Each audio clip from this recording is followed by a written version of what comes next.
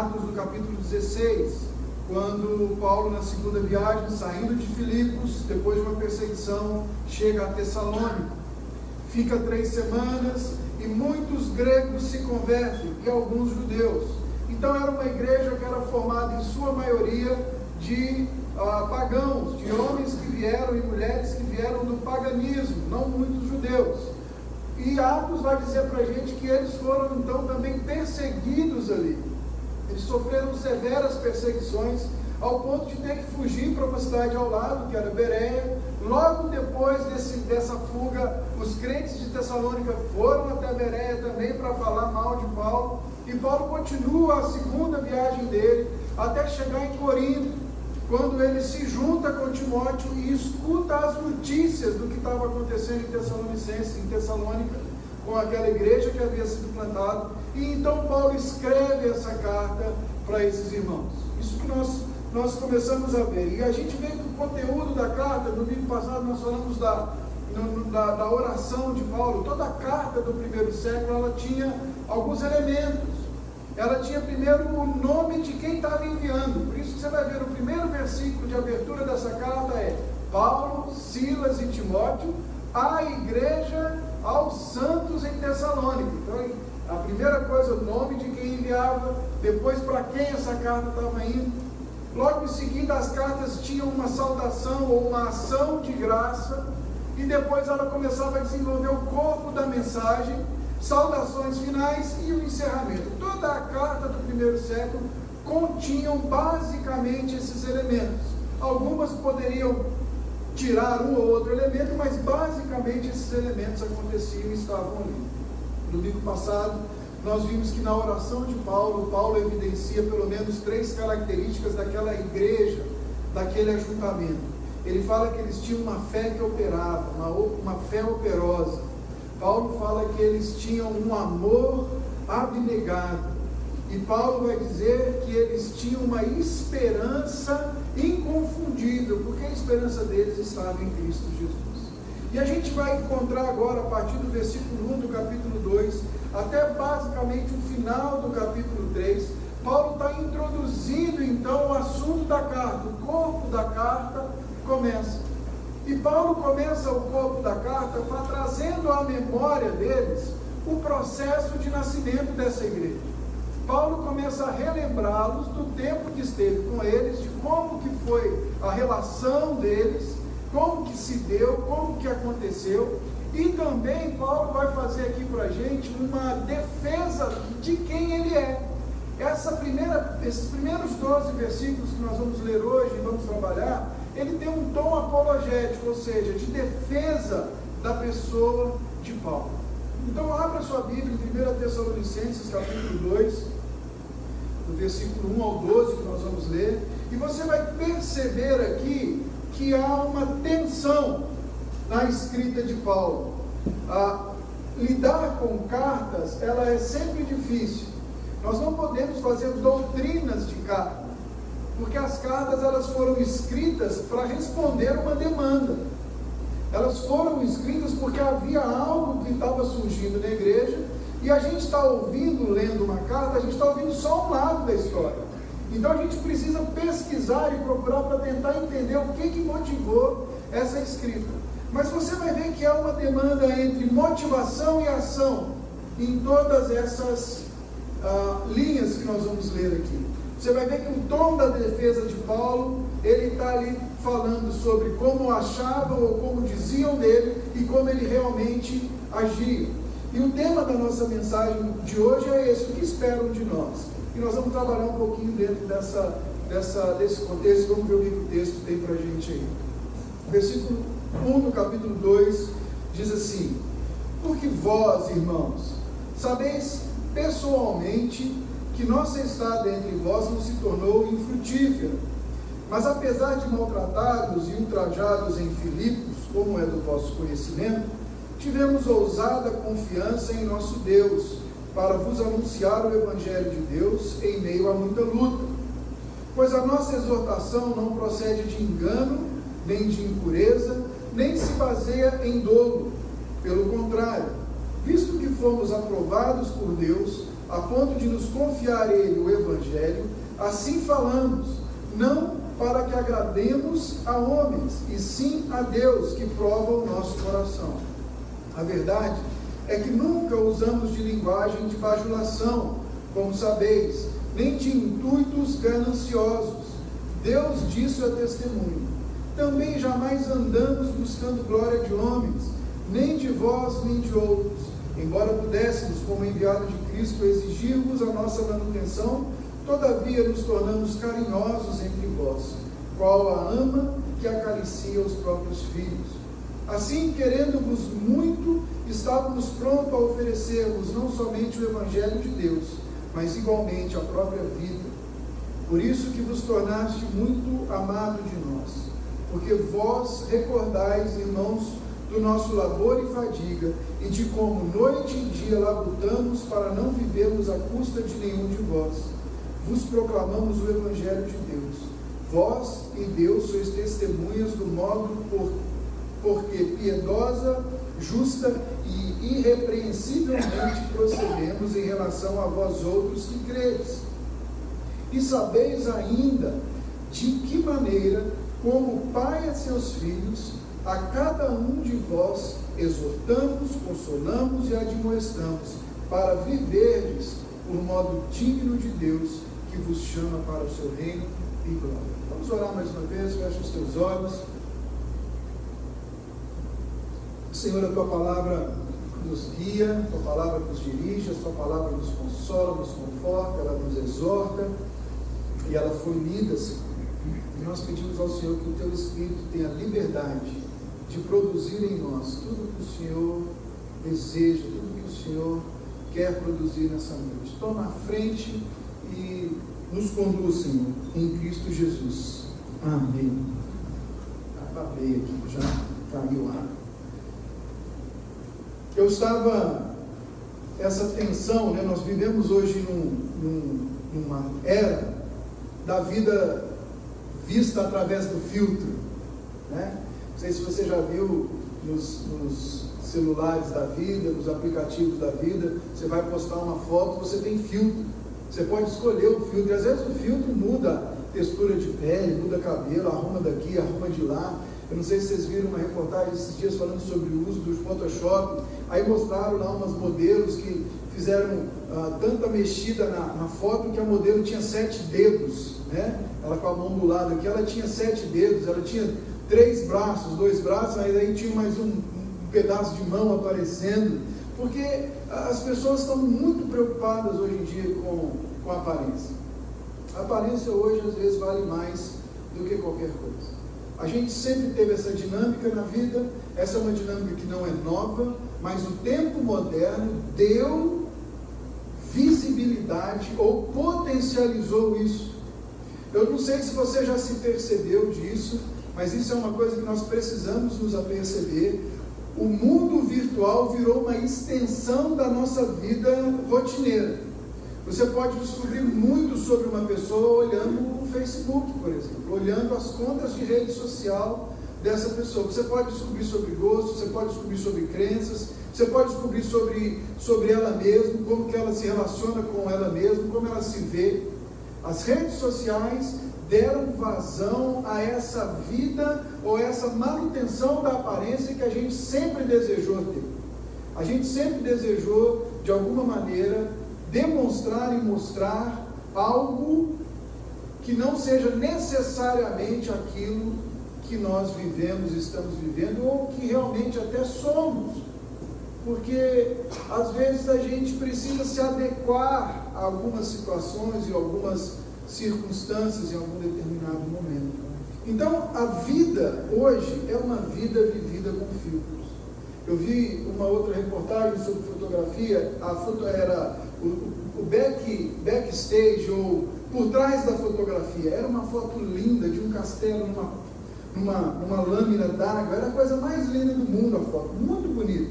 E aí a foto seguinte era como que ela foi tirada, estava o fotógrafo deitado, aquela lâmina d'água na verdade era uma poça de água bem grande, e ele estava todo torto, deitado, então ele tirou aquela foto. A vida por trás do filtro, ela é feita, ou ela é construída baseado naquilo que nos motiva. E a gente vai trabalhando essa motivação interna, ou essa mola propulsora para a gente viver, a gente vai construindo isso ao longo da vida, e às vezes a gente vai usando de métodos corretos, mas com motivação errada. Isso dá um desastre. Você vai conhecer gente que tem motivação errada, ele quer enganar alguém, por exemplo, e sabe exatamente como fazer. Se não fosse assim, você não via tanta gente caindo no conto do bilhete premiado, gente. Presta atenção, olha que cara inteligente o cara que inventou isso. Parece que eu estou até exaltando o sujeito, mas não é. Mas pensa bem, tem que ser inteligente para pensar num negócio desse. Ele cria um bilhete, falsifica um bilhete, e ele vai achar alguém que vai acreditar nele. Há dolo, há uma motivação errada, há um método perfeito, e está feito o desastre, está feito o problema. Às vezes a pessoa com a motivação correta, com o método errado, ela vai bater cabeça, mas uma hora ela acerta, uma hora ela vai achar o método certo, e aí a coisa vai caminhar, a coisa vai andar. Mas a gente precisa entender toda essa dinâmica por trás daquilo que a gente faz. E é exatamente isso que Paulo está combatendo, ou ele está explicando aqui nessa carta. Paulo está sendo requerido, ele está sendo arguído sobre quais os motivos que levaram ele até Tessalônica. Por que ele foi para lá? O que ele está fazendo lá? Que tipo de gente ele é? Quando você olha para Paulo, você vai ver que várias vezes nos escritos paulinos, você vai ver ele tendo que defender, ou ele lembrando as pessoas das motivações que ele tinha. Por quê? Porque essa coisa de gente mal intencionada não é nova, gente. Já naquela época haviam pessoas que andavam, eram itinerantes, eles andavam e ali eles iam enganando pessoas. Eles iam se aproveitando da crença, da fidelidade, da fragilidade das pessoas para enganar aquelas pessoas. E as pessoas eram enganadas, elas caíam. No mundo romano existia uma classe de filósofos que eram chamados de sofistas. O que eles faziam? Eles iam de lugar em lugar, ou eles criavam turmas de ensino, e eles só partilhavam o que conheciam mediante o pagamento.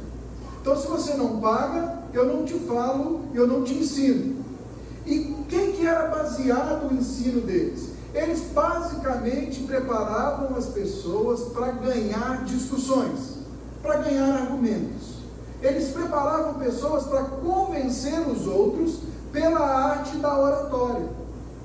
Qual era o problema desses sofistas? Por exemplo, a verdade para eles era relativa, não existia uma verdade absoluta.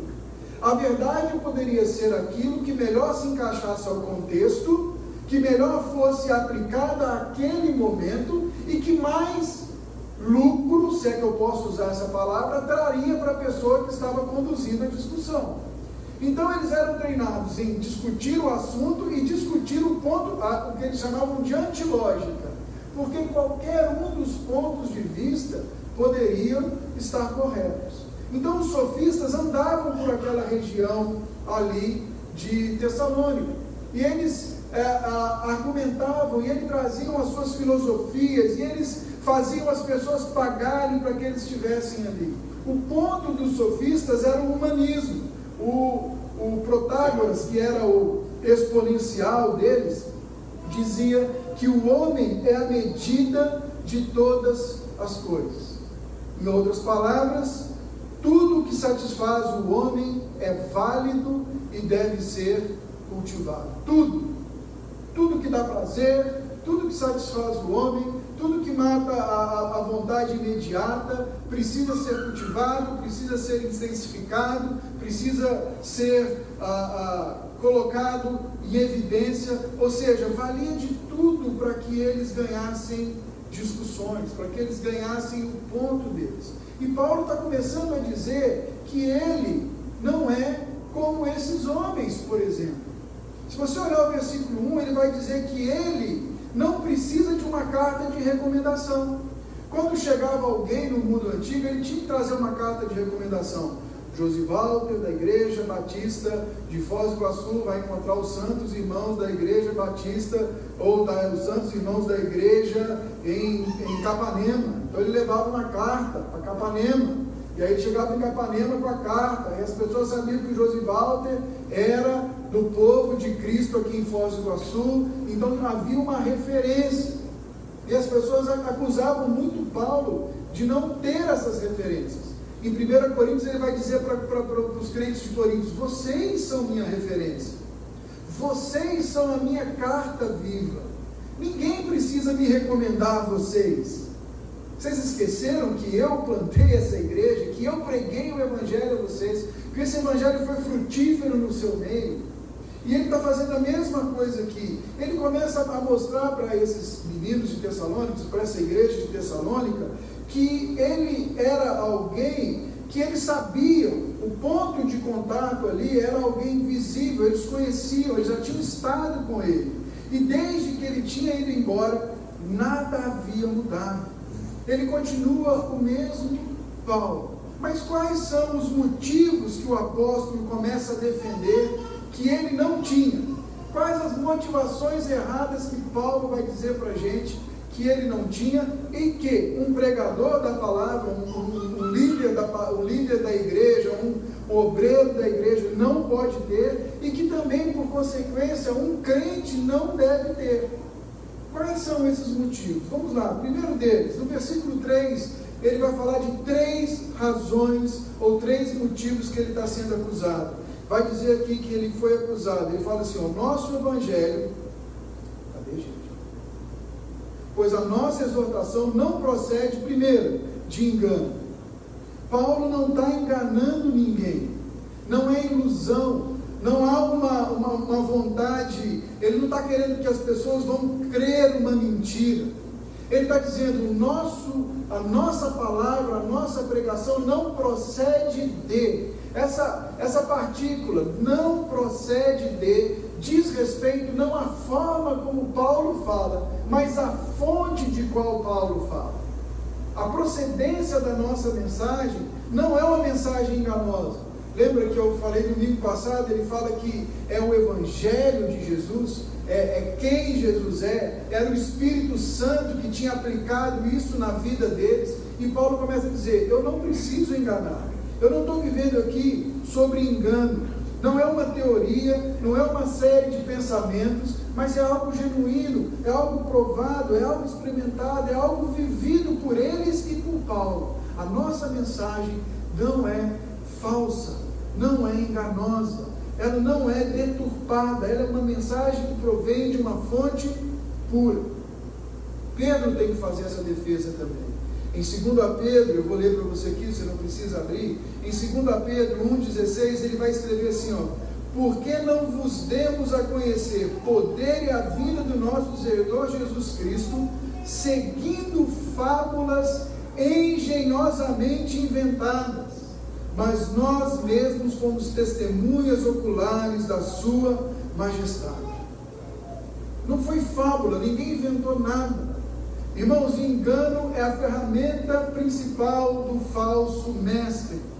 Ele começa com um pequeno desvio, esse desvio vai aumentando, ele começa a criar situações, ele começa a criar coisas, ele começa a convencer a sua plateia de que aquilo está certo, ao ponto de que a sua plateia passa a viver aquilo como uma verdade, abraça aquilo como uma forma de vida. E isso é muito sério. Eu já contei essa história para os irmãos, eu tinha um pouco mais de barriga do que eu tenho agora, bem mais, fui construir, pus uma linha lá, pus outra linha aqui, e eu vim colocando as lajotas, só que a barriga pegou na linha, e a linha mexeu alguns centímetros, a barriga não era tão grande, mas mexeu alguns centímetros, um palmo assim mais ou menos, que não deu nada aqui, mas lá na frente, deu um desvio quase complicado. E eu lembro que a gente brincava assim na Jocum, sem problema não, se a gente errou aqui no tijolo, a gente conserta no eitão.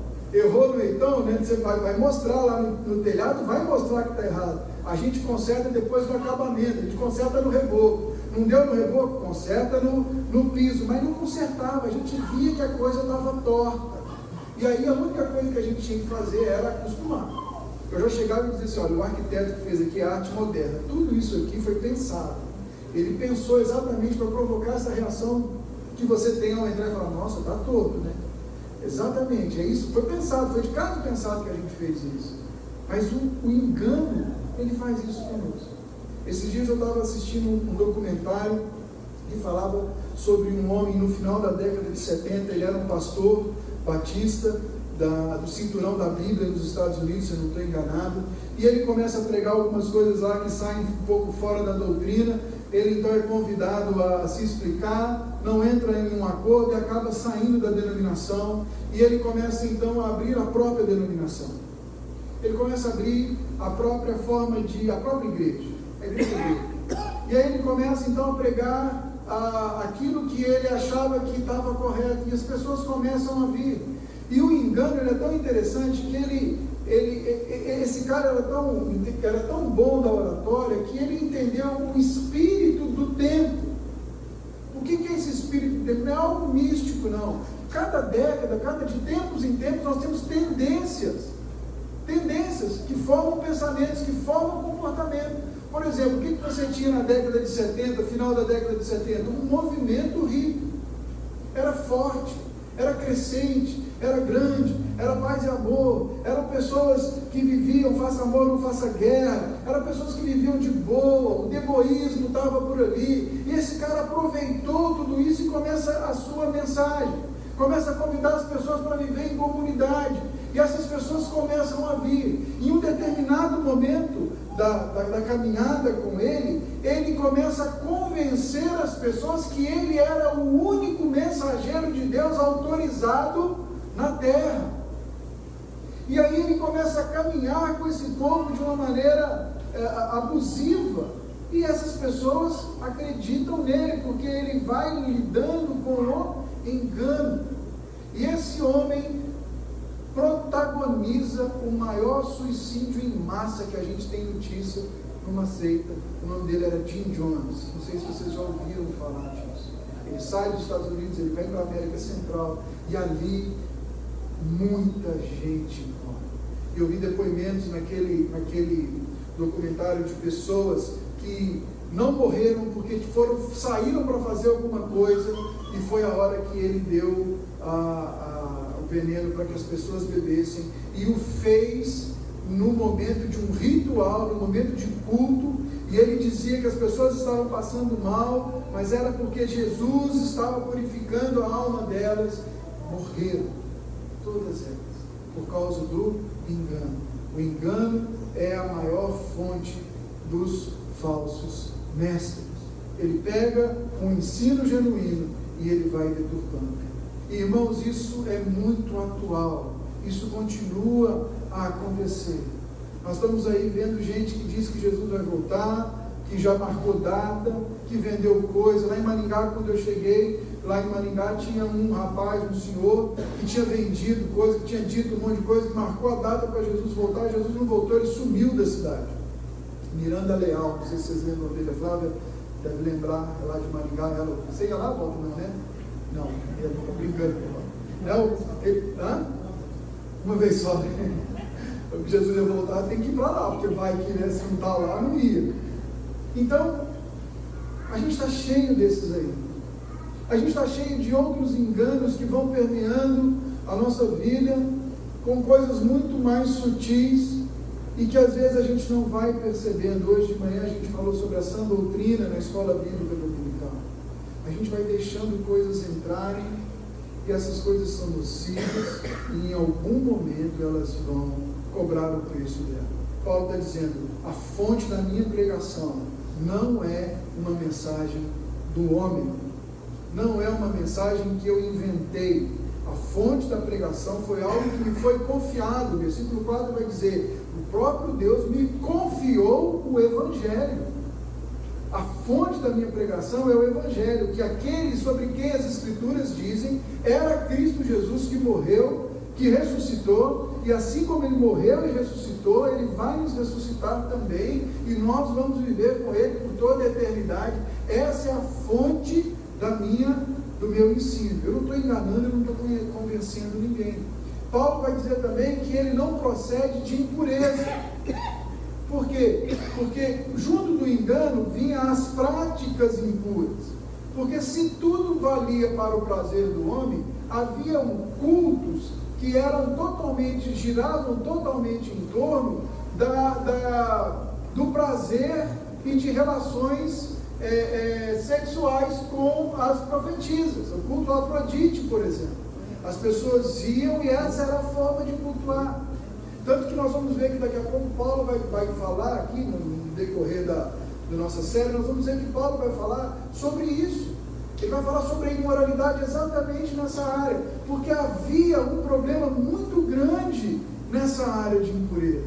Então Paulo está dizendo assim, olha, eu não estou com motivos impuros. Aqui um comentarista diz assim, ao tempo que escreveu essa epístola, Paulo estava em meio a uma sociedade que os excessos sexuais haviam sido incorporados ao culto de Afrodite. Em Tessalônica havia os Cábiri, que também se entregavam a tais abusos. E aí lá no capítulo 4, versículo 7, ele vai dizer, Deus não nos chamou para a impureza, mas Deus nos chamou para a santificação. Então Paulo está dizendo, meus motivos não são impuros.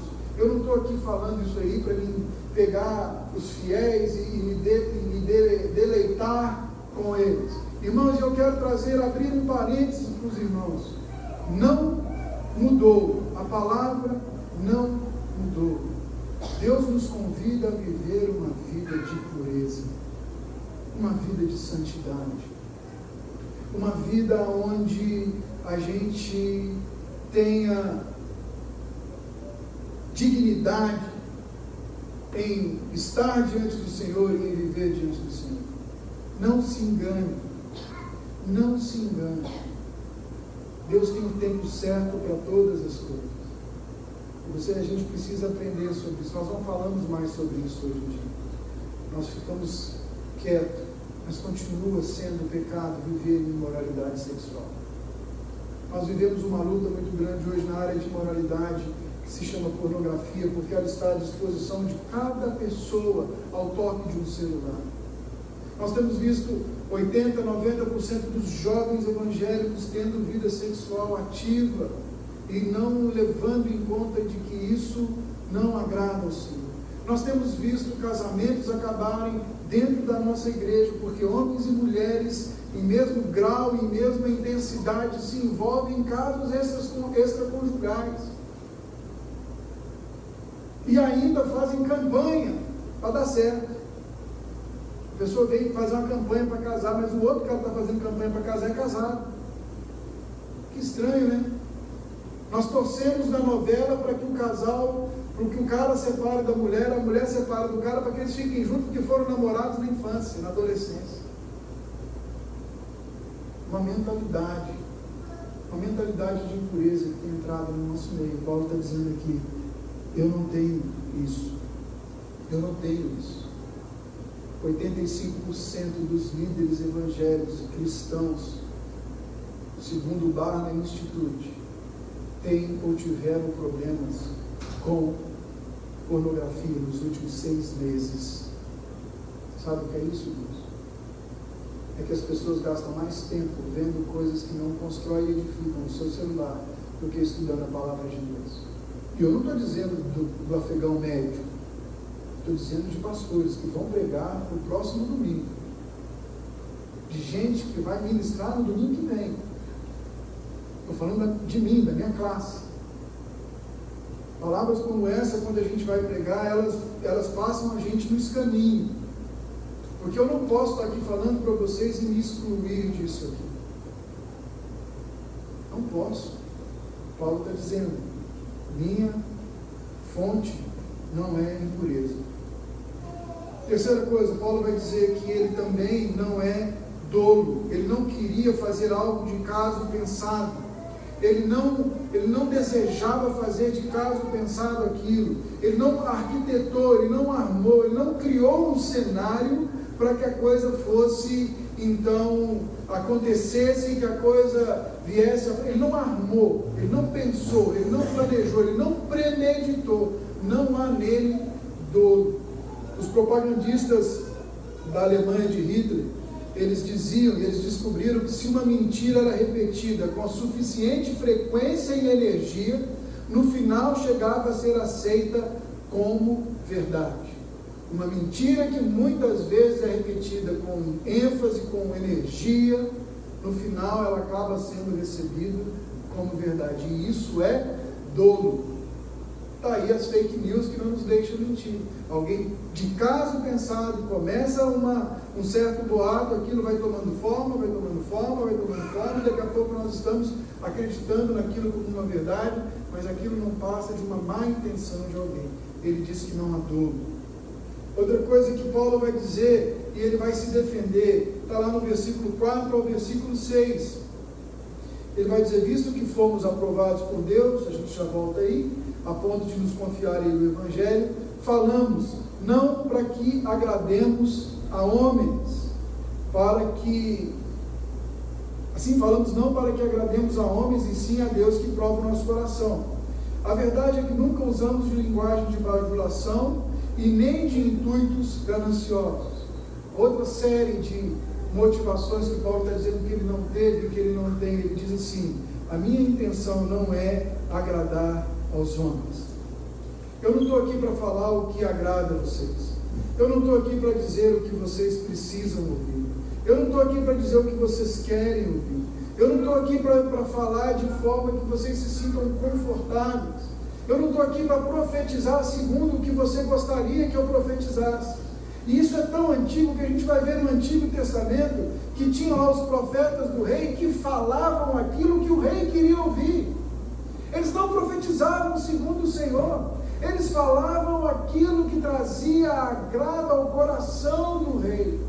E Paulo está dizendo assim: eu não estou aqui para agradar os homens. Agora veja bem, não estar para agradar os homens não significa que você vai ser uma pessoa desagradável. Você entende essa diferença? Eu falo o que vem na minha mente, eu falo o que eu penso, quero ou não quero porque eu sou genuíno. Não, você é sem educação. Tem que ter filtro. Concorda comigo? Tem que ter filtro, tem que saber falar, tem que ser sábio nas palavras. Você pode magoar alguém, você pode macular a história de alguém, você pode estragar tudo que alguém está construindo pela forma como você fala. Até porque, às vezes, ao falar, aquela pessoa é uma pessoa com a motivação correta, mas com o método errado, ela está aprendendo.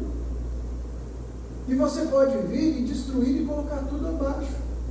Além disso, é muito chato conviver com gente que se acha sincera demais. Gente sincera demais morre sozinho. Sabia disso, irmãos? Porque eu sou franco, eu sou honesto, eu sou sincero, eu falo tudo que vem na minha mente. Então você está com alguma tramela solta.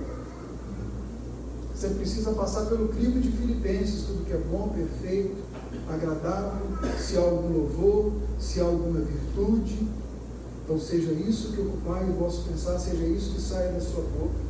Eu aprendi que a gente tem que elogiar em público, e é diferente de bajular, nós já vamos ver, mas corrigir no privado, chamar de lado. Nós temos que ser sábios, nós precisamos ser sábios. Porque, irmãos, agora inventaram no WhatsApp aquela ferramenta de apagar a mensagem, mas a língua, depois que você fala, não apaga mais. Você já aconteceu isso com você? Comigo poucas vezes acontece. Você está ali com a patroa, e aí você fala, parece que você está falando a palavra da gente, você está tentando comer ela de novo, você sabe que você não devia ter falado? Você fala, então, mas já falou, e já era. E aí a gente tenta, como a gente é bem santo, mas não foi isso que eu quis dizer. E aí ela fala, mas o que você quis dizer? Aí você começa a falar, você vai se complicando mais. E daí você fala assim, não, o jeito é apelar para o capeta. É o inimigo que está aqui colocando uma seta na nossa comunicação. Então, ele fala, eu não estou aqui para agradar ninguém. O meu compromisso é com a mensagem que eu tenho.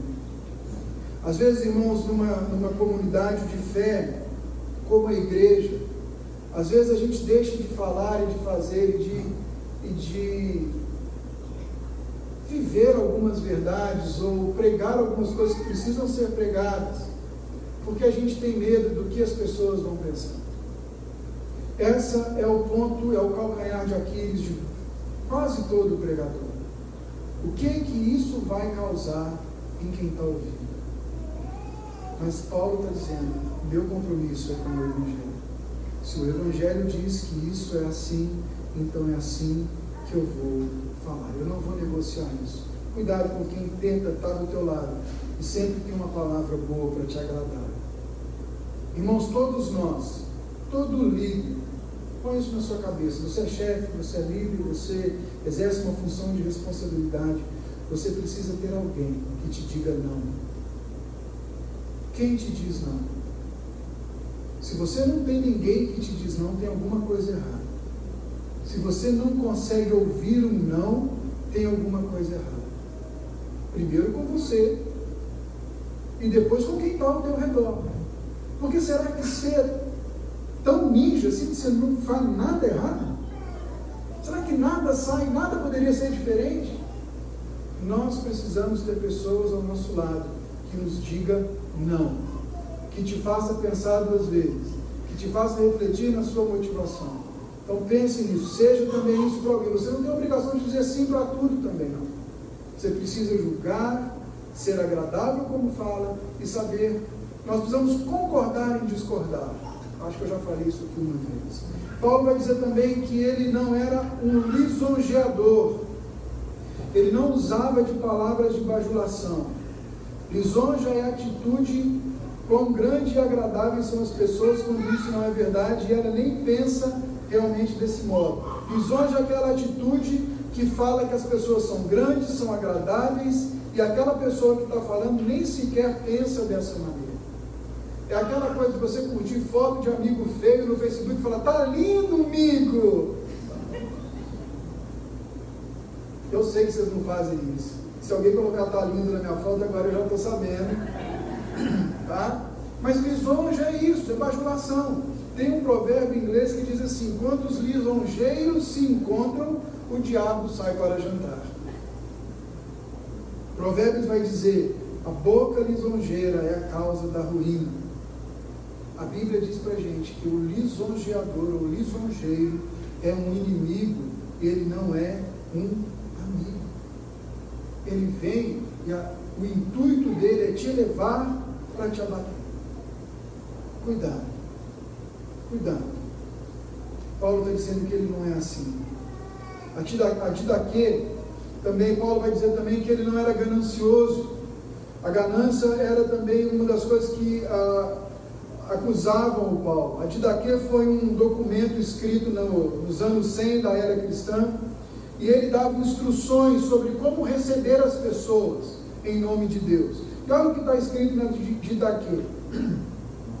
Que todo enviado, missionário, o apóstolo, que todo enviado que chegue a vós, seja recebido como o Senhor. Ficará um dia e, se for necessário, também o dia seguinte. Mas se ficar 3 dias, é um falso profeta. E quando um apóstolo continue a sua viagem, que não leve nada a não ser o pão, até que chegue ao seu alojamento. Mas se pedir dinheiro, é um falso profeta. O Didaquê ajudava as pessoas a julgar, tem vários outros conselhos aqui, a julgar a motivação daquele que chegava e que vinha, que tinha a ganância como travestida em religião. Quando você for ler 2 Reis, você vai encontrar a história de Naamã, e você vai encontrar no decorrer da história que Naamã chega para Eliseu cheio de presentes, com muito dinheiro. Eu já preguei isso aqui ano passado. Com um dinheiro, o que os comentaristas falam, que o valor que Naamã tinha em mãos era maior do que o PIB de Israel na época, porque ele estava ali para doar. E o Eliseu fala, não quero, não é isso, você não entendeu a relação com Deus. Ele é curado e Eliseu vai embora. No meio do caminho, Eliseu indo para casa, o servo de Eliseu chamado Geazi resolve ir atrás do Naamã. E ele encontra o Naamã e ele então pede dinheiro para o Naamã em nome da fé. Ele diz: esse dinheiro vai todo para a nossa reforma na casa dos profetas, na nossa escola dos profetas. E ele pega e o Naamã dá e fala: quanto mais? Pega o que você quer, quanto que você quiser, como você quiser, fica à vontade. E ele pega aquele dinheiro e vai embora. E ele está chegando, o Eliseu já chega junto e fala: onde você estava? E aí ele fala: eu fui ali, estava por aí, rodeando a terra, estava dando umas voltas, né? E o Eliseu fala: se acaso meu espírito não foi com você, eu sei o que você fez. E é interessante, eu nunca tinha prestado atenção nesse diálogo. É interessante o que o Eliseu fala. O problema não foi ter pedido dinheiro. O Eliseu vai dizer para ele assim: não era o momento de se fazer isso. Não foi, você fez a coisa errada. Não era sobre dinheiro, não era sobre o que ele podia dar. Ele tinha que sair daqui com uma lição sobre o Deus de Israel. É um Deus generoso que não se compra, que você não compra o favor dele. Não era o que você deveria ter feito. Irmãos, Paulo está dizendo que o falso profeta é alguém que visa lucro, que é ganancioso, que quer acumular, que no final das conversas sempre tem letrinhas pequenas no contrato, sempre tem alguma coisa a pagar, sempre tem alguma coisa a gastar, sempre tem um olhinho para levar, uma almofadinha, uma rosinha, um negocinho que vai demandar e vai custar para você no final.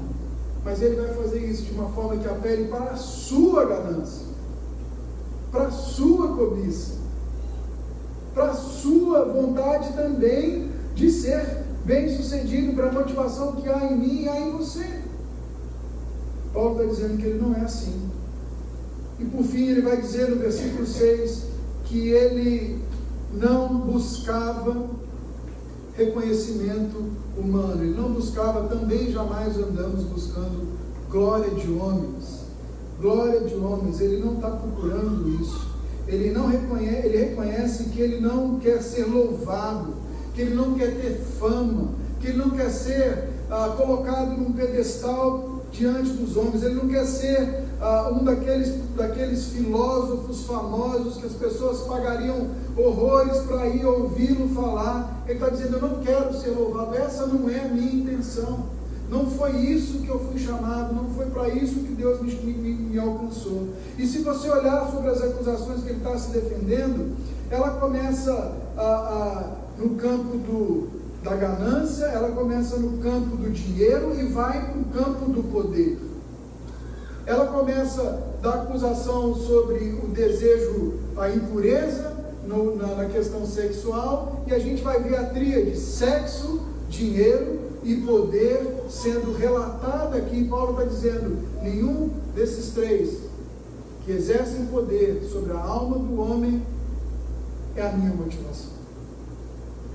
Não é nenhum dos três.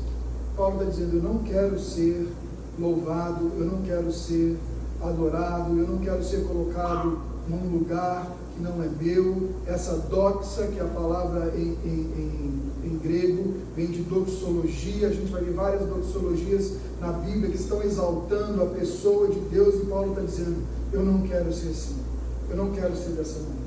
Irmãos, o que Paulo está fazendo aqui, ele está confrontando as motivações por trás daquilo que a gente faz.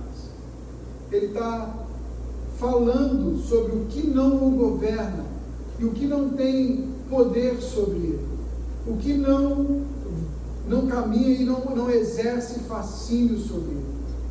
E agora ele começa a dizer também quem ele é, ou o que se espera de um cristão, ou de um líder, ou de um plantador de igreja, ou de um pregador, ou de um pastor. Tome nota, porque isso é o que você precisa esperar de todos que ocupem esse lugar aqui. Eu ou qualquer outro que passar por aqui precisa entrar nesse crivo. Cada um dos crentes dessa igreja, quando saírem por aquela porta hoje, amanhã, é isso que o mundo espera de vocês. E Paulo vai dizer, no versículo 1, que ele era um homem frutífero. O nosso evangelho não foi infrutífero. O nosso evangelho produziu coisas em você. O nosso evangelho plantou sementes na sua vida. A mensagem, o tempo que nós tivemos com você, a gente apontou para Cristo Jesus, uma comunidade se formou. Irmãos, eu e você precisamos entrar na vida das pessoas e sermos frutíferos. Nós precisamos apresentar o evangelho para ela. É o Espírito Santo de Deus que a convence? Sim, é o Espírito Santo de Deus que a convence. Mas quais as marcas você vai deixar na vida dessa pessoa? Como que ela vai se lembrar de você no futuro? Você precisa ser frutífero. Você precisa ser alguém que as pessoas queiram estar perto. Por quê? Porque você tem Cristo Jesus. Porque Ele habita em você. Porque você tem o Espírito Santo de Deus. Porque Deus te chamou para ser isso. Paulo está dizendo, aonde eu cheguei, o ambiente mudou, a coisa aconteceu, eu plantei, eu frutifiquei, a glória de Deus foi vista, algo nasceu, algo se tornou realidade. Paulo vai dizer também no versículo 2 que ele é corajoso. Ele fala, apesar das lutas em Filipe, apesar da perseguição que houve aí aonde você está, apesar de tudo isso, nós estamos aqui, nós ficamos. Irmãos, exige uma dose grande de coragem para pregar o Evangelho. Exige uma dose grande de coragem de não querer agradar a homens. Exige uma dose grande de coragem de se posicionar diante de certas situações do dia a dia. Cada vez mais eu e você vamos precisar de coragem para manter a postura e a posição de cristão que é requerida de nós hoje. Paulo está dizendo, nós somos corajosos, nós fizemos, nós continuamos, nós caminhamos, nós caminhamos de forma a não negociar e a não deixar de ser ousado. O pastor Hernandes Dias Lopes, no comentário, ele diz assim, Paulo e Silas tinham sido espancados e ultrajados em Filipos, e mesmo assim foram a Tessalônica e pregaram o Evangelho. Muitos poderiam tirar férias ou dar um tempo no ministério depois de tanta violência e perseguição, mas Paulo se dispôs a pregar a palavra de Deus ousadamente em Tessalônica, como os outros apóstolos de Jerusalém. O ministério de pregação em Tessalônica foi também em meio a uma luta agônica. Paulo pregou em meio à luta, em meio à agonia. Depois, o terceiro ponto que Paulo vai dizer que as pessoas esperam ver em nós e que ele tinha, era alguém que era aprovado por Deus. Olha o versículo 4.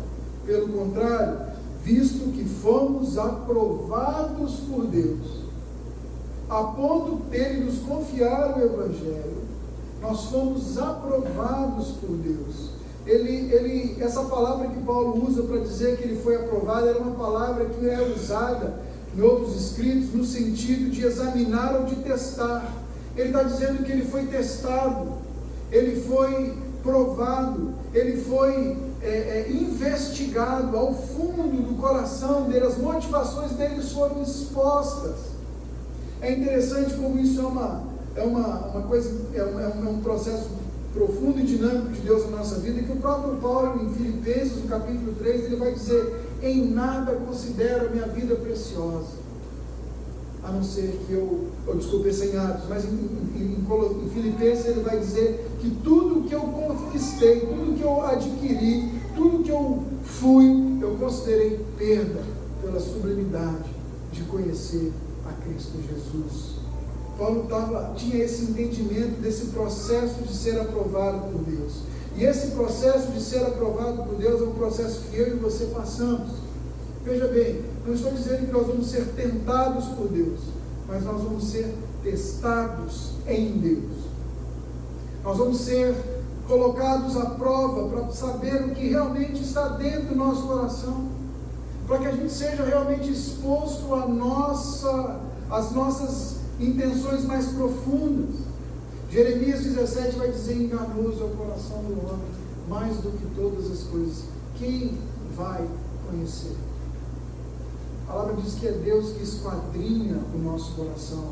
O salmo que eu li no início aqui, o salmista está dizendo, quem pode discernir as próprias faltas? Senhor, absolve-me daquelas que eu não sei. Qual é o processo de ser aprovado por Deus? É deixar Deus vir e falar com você. E ele vai dizer, eu fui aprovado por Deus. Versículo 7 vai dizer a próxima característica. Paulo vai dizer que eles eram amorosos e generosos. Ele vai dizer no versículo 7, nós não exigimos nada de vocês, embora pudéssemos exigir a nossa manutenção, mas nos tornamos carinhosos como uma mãe que ama seus filhos. No versículo 11 ele vai dizer, nos tornamos para vocês como um pai que dirige seus filhos. Olha a imagem que ele está fazendo aqui. Ele está dizendo de uma mãe que é gentil, carinhosa, cria vínculos, nutre, e de um pai que orienta, dirige, dá rota, dá rumo, traz de volta para o prumo, dá segurança. Paulo está dizendo, a nossa relação não é uma relação comercial, a nossa relação é uma relação de amor, é uma relação profunda de amor.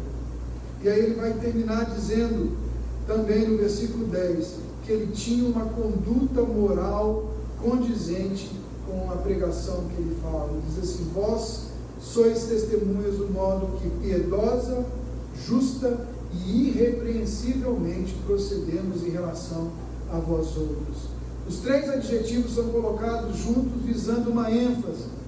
Piedosa expressa a atitude de reverência para com Deus, que afeta a conduta da pessoa.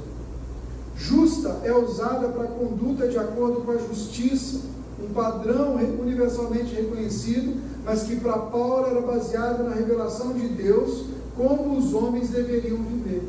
Então, piedosa é na atitude de reverência a Deus, justa na atitude de como eu vivo com Deus, e irrepreensível é a atitude de estar livre de qualquer acusação diante dos homens.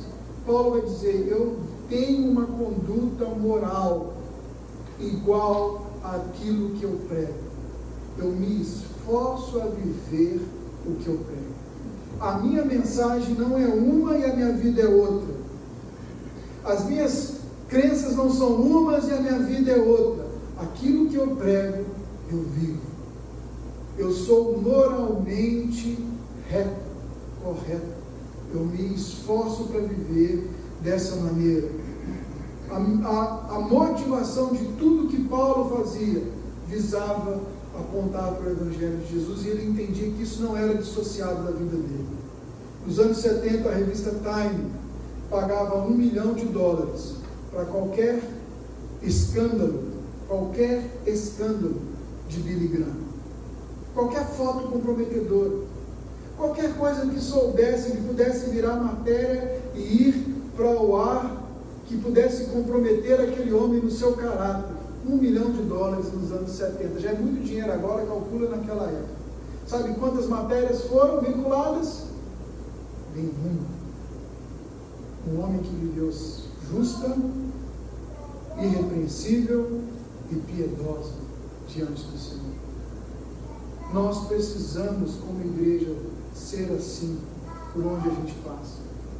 Nós precisamos, gente, nós temos o Evangelho ele é rico, ele tem nos transformado, e ele precisa transformar as nossas ações. E eu quero concluir aqui pelo menos com 4 pontos para a gente conversar, e eu queria que você prestasse atenção nessa conclusão antes da gente orar. Primeira constatação que eu quero fazer com você é que as nossas ações, a nossa forma de viver vão evidenciar as motivações do nosso coração. Você pode até tentar viver de uma forma diferente por um tempo, mas aquilo que te motiva é o que vai te conduzir na sua ação diária. Se sucesso pessoal é o que você deseja, é isso que em determinado momento da sua vida vai tomar a frente. Se ser rico é o que você deseja, talvez seja isso que vai direcionar a sua vida. Se desfrutar de prazeres com qualquer pessoa é o que te deseja, é aquilo que te motiva, talvez você vai dirigir a sua vida para isso. As suas ações vão dirigir os teus passos. Eles vão levar você a caminhar. Por mais que você fale uma coisa, aquilo que você vive vai ficar latente. É aquela velha frase: o que você é grita tão alto que eu não consigo ouvir o que você fala. Você já ouviu essa frase? O que você é fala tão alto, grita tão alto que eu não consigo ouvir o que você fala. É igual o pastor que estava em casa, os filhos correndo para baixo, para cima, e a mãe deles vem e fala assim: meninos, vocês ficam quietos hoje, porque hoje o seu pai está jejuando. E vocês sabem que o dia que o pai jejua, ele fica nervoso, ele fica bravo, ele fica insuportável o dia que ele jejua. Deu para entender o que eu estou querendo dizer? Nossos filhos vão ver quem nós somos. Irmãos, no lar nós somos nus, nós somos desnudados. A sua esposa, teu marido, teu pai, tua mãe, a gente que já vem de longe de casa dos pais, talvez nem tanto, mas aquele núcleo familiar pequeno que você tem, ele sabe quem você é. Quando eu estou pregando aqui, minhas filhas estão lá me olhando, eu sei, eu tenho que ter essa responsabilidade. Quando você fala e quando você dá uma ordem para os seus filhos, eles estão te olhando. Eles não vão fazer nada longe do que você faz, de quem você é, irmão. Não se iluda. Não se iluda. Eles vão valorizar o que você valoriza, eles vão viver segundo aquilo que você vive. Nós precisamos nos tornar modelos, primeiro dentro da nossa casa. E agora eu quero tratar para os homens que estão presentes aqui. Irmãos, eu e você vivemos num mundo, numa crise de masculinidade. Nós precisamos nos tornar modelos para as nossas esposas, que elas queiram andar conosco. Nós precisamos nos tornar modelos para os nossos filhos, que eles queiram nos seguir. Nós precisamos ajustar a nossa mensagem ao nosso caminhar diário. Nós precisamos, como homens de Deus, ter as nossas motivações provadas pelo Senhor, para que a gente seja aprovado diante de Deus, porque um pai aprovado vai produzir conselhos aprovados para os seus filhos e um exemplo digno de ser seguido. Talvez seu filho não queira te seguir, é uma opção dele, mas ele vai ter tido o exemplo e para onde olhar. Nós precisamos, homens, retomar o lugar que é nosso, de sacerdote dentro da nossa casa. O problema não são as mulheres, o problema não é o movimento feminista, o problema não é nada nenhuma dessa balela aí. O problema é que nós deixamos de ser homens tementes a Deus. E você precisa botar o seu joelho no chão e se posicionar dentro da sua casa. Ser um homem que Deus quer que você seja para a sua família. Segundo ponto, nossas motivações também não só vão evidenciar, mas vão conduzir as nossas ações, vão conduzir os nossos relacionamentos, vão conduzir os nossos sonhos, nossa busca diária, inclusive por Deus. Então, não só vai evidenciar, mas também vai te conduzir. Terceiro ponto que eu queria aplicar nessa noite é que a nossa mensagem, a minha mensagem, a mensagem do Evangelho, ela é apresentada, é o Espírito Santo de Deus que convence o pecador da justiça, da verdade, da justiça e do juízo. É o Espírito Santo de Deus que leva o pecador à conversão, mas a minha vida e a sua vida precisa estar condizente com o que o Evangelho prega, porque você é um embaixador de Jesus. Irmãos, não se engane, a mensagem é aceita também quando o mensageiro é aceito. Se o mensageiro é descartado, a mensagem é descredibilizada. Talvez você não consiga ter falado de Jesus para alguém, porque a pessoa não te escuta, porque ela não tem fé em você, você não tem credibilidade com ela. Talvez quando você abre a boca ele fala, lá vai começar. E aí, não sei se vocês lembram, eu sou muito novo para lembrar disso, mas tinha um desenho do Snoopy. Quando os adultos falavam no desenho, era assim, blá blá blá, blá blá blá blá blá blá blá blá blá blá blá. Talvez você está ali falando e a pessoa está só ouvindo blá blá blá blá blá blá blá blá, porque você não tem credibilidade. Nós precisamos ter credibilidade, e isso vem da nossa posição diante de Deus. E para encerrar, o desafio que Paulo nos dá hoje é que nós busquemos estar aprovados diante de Deus, para que a nossa motivação seja passada por esse caminho da aprovação divina. E o que é esse processo de ser aprovado por Deus? Primeiro, é uma submissão ao Senhor e à sua palavra em quebrantamento. Primeiro, que é um processo que ele vai voltar e vir em toda a nossa caminhada com o Senhor. Segundo ponto, é uma atitude de humildade e de reconhecimento. Sabe, irmãos, às vezes a gente pergunta, a gente olha e fala, Senhor, me fala o que eu estou errado. E Deus começa a falar, amém, Jesus, obrigado, eu estou bem. É uma atitude de reconhecimento, é uma atitude de humildade. Requer humildade para reconhecer os nossos próprios erros. Sim ou não? Requer humildade. É muito difícil. É um processo dolorido. É um processo muitas vezes vergonhoso. É um processo que mexe com o nosso ego, que mexe com aquilo que a gente crê que é a identidade, mas é um processo que quebra algo, que despedaça algo que pode ser reconstruído muito melhor nas mãos de Deus. Então a primeira coisa é submissão ao Senhor, uma atitude de humildade e reconhecimento, prontidão em consertar, prontidão em retratar, prontidão em pedir perdão, prontidão em perdoar e, por fim, servir de forma abnegada a quem está do nosso lado. Servir de forma profunda e amorosa a quem está do nosso lado. É isso que eu creio que Paulo está dizendo aqui para os Tessalonicenses. Olha, existem falsos modelos. Esses falsos modelos têm esse tipo de motivação.